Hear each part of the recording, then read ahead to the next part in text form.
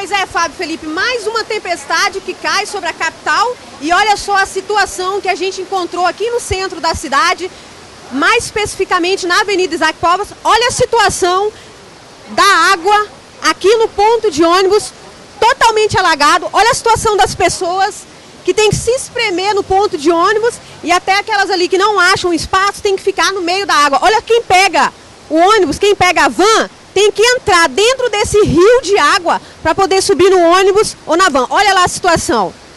Olha o tanto de gente que está aqui. Quem conseguiu um lugarzinho aqui, tá ali. Agora, olha só, o pessoal está na beirada da água aqui. Complicada essa situação, né, senhora?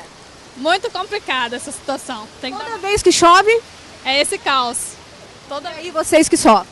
Com certeza. Vamos tentar chegar mais aqui, ó. Aí tem que subir no ponto de ônibus para não... É o jeito, né? Toda vez que chove. É. Essa situação. O bueiro acho que não suporta, né, a quantidade de água, né? Mas é complicado para vocês que dependem, por exemplo, de pegar um ônibus e ter que ficar nessa situação. É complicado. Até mesmo a própria cobertura não suporta a chuva, acaba respingando tudo nas pessoas que estão aqui esperando o ônibus. Isso acontece toda vez que chove, infelizmente, essa situação. Olha só, o ônibus vai encostar aqui, mostra aqui para nós, Rony. Aí, ó. O pessoal tem que entrar, tem que passar por dentro dessa quantidade de água. Olha mais, mostra, Rony.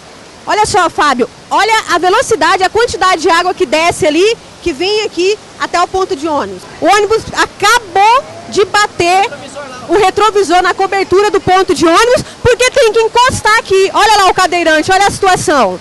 Olha a situação. O motorista tem que encostar muito próximo do ponto de ônibus para as pessoas poderem subir. E olha só a situação. Acabou batendo ali, é complicado porque o motorista quer ajudar o pessoal que está esperando o ônibus, mas acabou batendo ali na cobertura. Difícil, sabe o que é?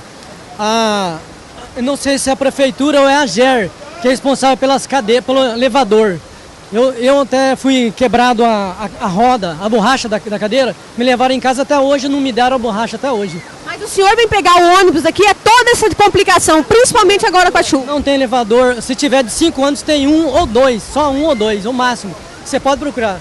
Se eles falar que tem é porque eles vão pôr porque está saindo aqui. Como é que o senhor vai fazer para entrar nesse ônibus agora com toda essa água aí? É difícil, viu? Toma remédio controlado. Se eles tivessem ponhado elevador da Shopping Pantanal nos outros ônibus aí, nós não estávamos sofrendo tanto. Você pode olhar, passa 10 ônibus.